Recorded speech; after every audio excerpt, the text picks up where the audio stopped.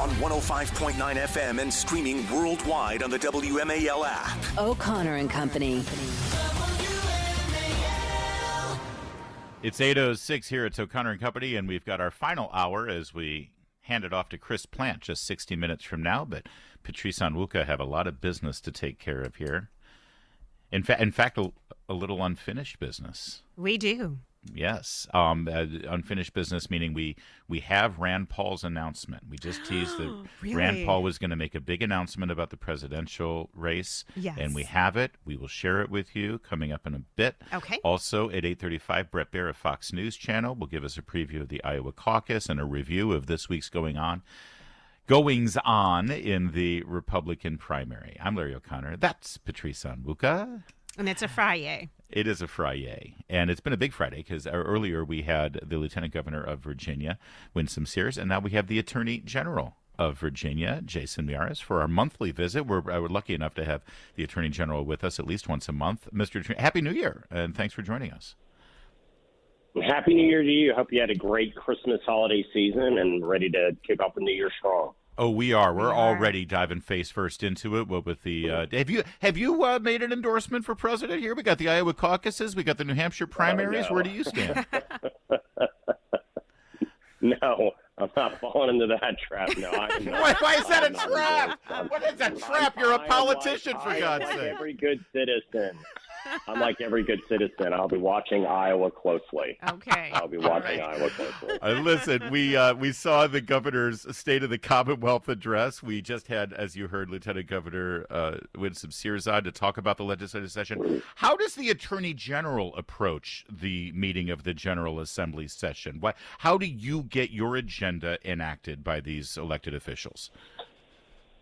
Well, I mean, it is interesting that, I'm in a unique position. I don't need the General Assembly's blessing to sue the Biden administration, which is, which I like to say it's a fun job, but you can get up in the morning and sue the Biden administration for their regulatory and other constitutional excesses. So that's a blessing. Obviously, we're watching their budget very, very closely. We do have a package of bills that we are advancing on things like human trafficking. But I will say this. I was obviously present during the governor's State of the Commonwealth address, and I think it was a great contrast on the Youngkin model versus the Washington model. I mean, the Washington model is $12 trillion in new debt just in the last 4 years that has led to this inflation crisis, which is robbing people of their life savings and really stretching out people's budgets. It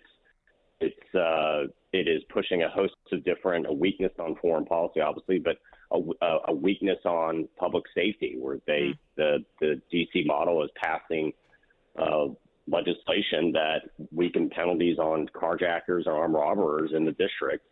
Obviously, we've seen a host of just pure regulatory excesses that have made it harder for businesses to grow and thrive. And then you look at the Youngkin model, which is, hey, we're not going to increase your taxes. We've provided over $5 billion in tax relief in Virginia in just the 24 months he's cut office. We're not going to absolutely blow up debt. We pass budgets that are balanced.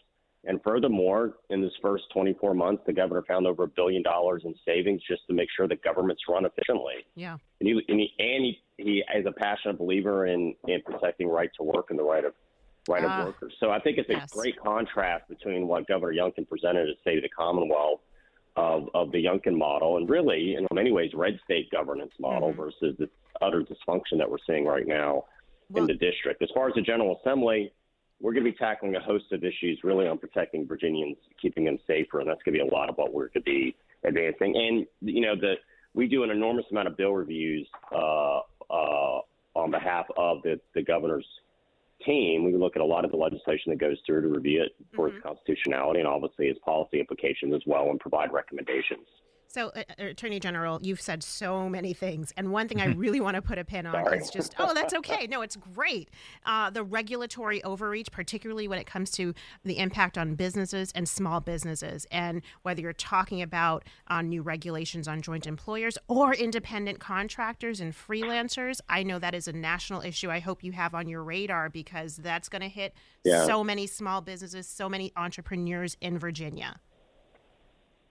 Well, it is clear that the Biden administration is really against the so-called gig economy. If you've seen what's happened in other states like California, they will go after these individuals. And the interesting thing is the economy is somewhat changing. Mm-hmm. People have more freedom to work at their choosing, at their time, whether it's with Uber or as independent contractors. And what the Biden administration has systematically done through a host of the regulatory bodies is really attack this really entrepreneurial freedom that some people have been able to, and it's really a form of empowerment. If you think about it, you can work when you want to work, how you want to work, and who you want to work with and for.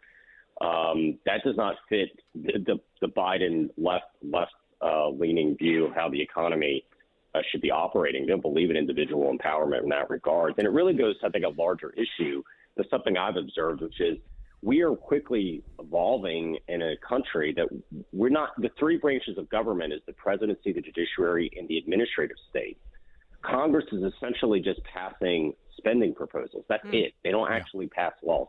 Most of what we disagree with in the Biden administration are administrative regulations promulgated by unelected bodies, whether it's EPA or OSHA or USDA. You can go down the alphabet. And they impact millions upon millions of Americans' lives. Yes. And your congressman and your senator, they never vote on it. Here's the dirty secret. They prefer it this way, right? They prefer not having hard votes. So whether it's using OSHA to force a vaccine mandate on employers, saying you have to fire your employers or have them vaccinated, it would affect 90 million Americans. Absolutely. It was a seismic expansion of federal overreach. But even if you think, yes, employees should be vaccinated, why wasn't that a bill? Why wasn't there hearings in Congress? As one individual that's a friend of mine who runs a trucking company said, I run a trucking company. Have you ever tried the OSHA and get anybody on the phone at OSHA to get on their helpline to complain about a regulation?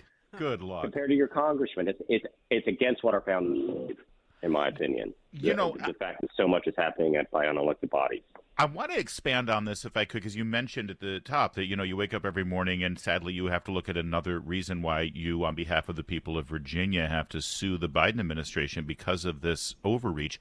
We just saw President Biden a week ago today give yet another speech accusing Republicans in this country, specifically Republicans who support Donald Trump, which is the vast majority of Republicans, of being fascist, of being authoritarian. Throwing those words around that used to be verboten in American politics. You can oppose your political adversary, but you don't compare them to Hitler. That's a third rail. Now we see it all the time. Your family fled a real authoritarian dictator, Fidel Castro. I would love for you to reflect on this a little bit when you see the actions of this administration and then referring to his political opponents as enemies of the Constitution. I will tell you one thing that first of all, C.S. Lewis has a great quote where he says, of all the tyrannies in the world, the worst tyrannies are the tyrannies done for your own good, right? And that's oftentimes what happens is people are saying, well, it's for the good of society. And I remember asking my mother, how in the world did Cuba turn Marxist? At the time when Castro took over, Cuba was one of the more prosperous, at least from an economic sense, in Latin America. It had the same GDP as Italy. What happened? And the way she framed it was that everything got labeled very quickly. I mean, Castro promised to restore democracy. He overthrew Batista, who's a thug and he was an awful human being. But he wasn't trying to control every aspect of society. He definitely didn't try to ban private property. And what happened was Castro promised democracy, gets in, and immediately started using Marxist language and Marxist ideology. And everything got labeled. My mother framed it. Everybody got labeled in one of two categories. You're either the oppressor or you're the oppressed. Wow. I'll never forget, she told me, she said, you can justify so much evil and so much trampling of individual liberties if you're saying, I'm only doing this on behalf of the oppressed against the oppressor. Wow. And so you see some of the language in modern-day leftism, and you even see today, I mean, this idea that you're, quote, protecting democracy by removing your political opponent's name from even appearing on a ballot in a primary. That is a stunning moment, I think, for America. That's why we joined with other state AGs to ask the Supreme Court to intervene and review the decisions by Colorado and Maine. But I think we're at this point where, you have this moment where the president is getting up and essentially saying that I am not even going to say that your ideas are worth a debate. Yeah.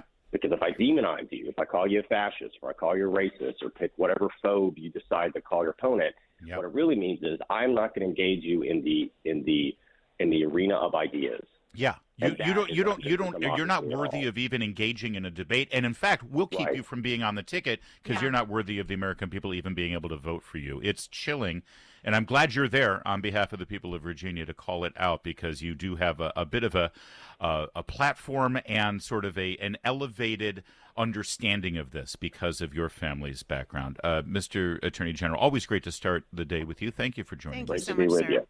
It is 8:17. We're ready to go straight to Jamie Whitten and the Hadid.